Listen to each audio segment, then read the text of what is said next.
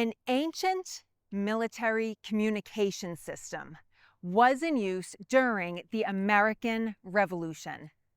And today, we are here on the spot where one of them actually stood. For thousands of years of human history, fire beacons have been used to spread warnings across great distances quickly. Ancient China, Rome, Britain, all used fire beacons in order to serve as alerts that the enemy was near. And even during our time period, the American Revolution, that same military alert system was in use. Beacons were erected at various places in the countryside, typically on high ground, such as this. And when the blaze was lit, it signified that the enemy had been spotted. And that burning signal would summon American troops to assemble at predetermined locations in order to respond to the threat. Today, we are here on the site where one of these American Revolution fire beacons actually stood. We are at Waitt Mount in Malden, Massachusetts, about 6 or 7 miles north of Boston. And I'm sorry about wearing my sunglasses, but it's really bright here. And so why would this site be chosen specifically for such an important piece of defense infrastructure as a beacon? Well, this is why. As you probably could guess, look at that view. We can see for miles from up here. And right now, we're looking south at the Boston skyline, which hopefully you can make out. And then the view expands to the north and west, to Cambridge and beyond. And it was this landscape that Paul Revere traversed on his midnight ride, and also where the British marched on their expedition to Concord on the night of April 18th, 1775. And it's also the same countryside through which they retreated on the day of the 19th while being pursued by thousands of local militiamen on the retreat back to Boston. That running battle, the battles of Lexington and Concord. But by 1778, the British were gone from Boston. They had already been driven out by General George Washington and his Continental Army in March of 1776. But by fall of 1778, there was a lingering unease that the British might be on their way back. Did you ever think we would make it to the beach on this channel? Hi everybody, it's me, Katie. Welcome back to my channel where it is all Revolutionary War all the time. On this channel, we venture out on historical action adventures and we visit sites where events of the American Revolution actually happened. Like here on Boston Common in the shadow of Beacon Hill, with Boston Common having been the site of hangings, executions, and even where British troops were encamped during the siege of Boston. So if this sounds like fun to you, I hope you'll subscribe and come along. Unease was sweeping across coastal Massachusetts due to some highly successful British raids on towns to the south.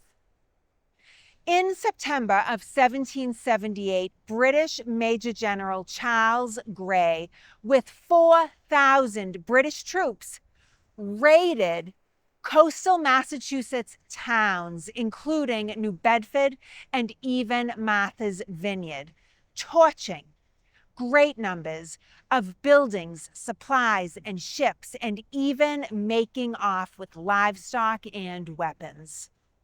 And the beacon system could be used to signify exactly this type of incursion.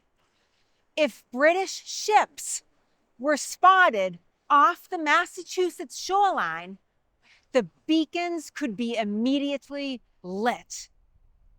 And even a beacon not located directly on the coast would serve to alert troops further inland that the enemy was near. Now, we don't know what the Malden beacon looked like, but we do know what the Boston beacon looked like. We are here in Boston, Massachusetts on Beacon Hill. Now, the original beacon no longer exists, but this whole area still retains the name of the original beacon erected on this hill in 1635. We are here next to the Massachusetts State House in Boston, and here where the Beacon Hill Monument, not the Bunker Hill Monument this time, it's the Beacon Hill Monument. Here where it stands today is about where the original beacon stood on Beacon Hill. And the Beacon Hill Monument, if you can see it here, is this white column with the eagle perched up on top. And it was to here, to the Boston Beacon, that a lonely sentinel posted atop Waitt's Mount in Malden looked, waiting for a signal. By fall 1778, the Malden Beacon was under guard 24/7. A sentinel was posted here day and night with orders to protect the beacon from damage by any person and to constantly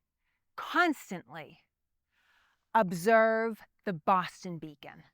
At the time of the American Revolution, the beacon was a tall wooden pole about 60 feet high, and this monument is a close approximation of that.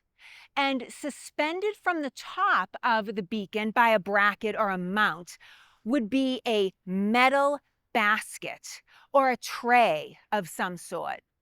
In 18th century sources, I've seen it referred to as a skillet, which makes sense because things put in a skillet burn.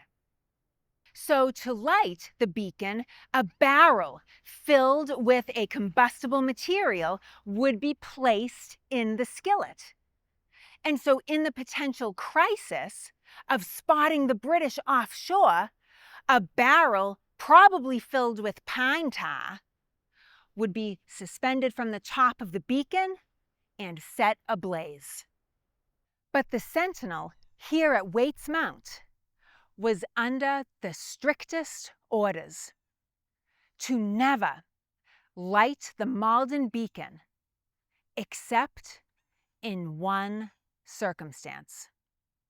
Hi everybody, just jumping in quickly to say that if you're enjoying this video or if you've learned something new, I hope you'll consider giving it a like.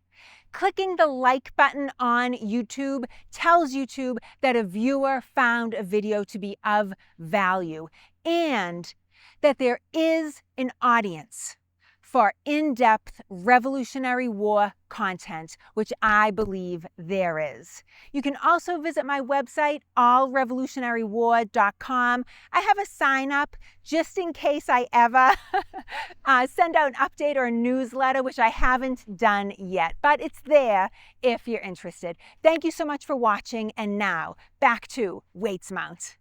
The sentinel here at Waitt's Mount was ordered to never light the Malden beacon unless he saw the Boston beacon burning.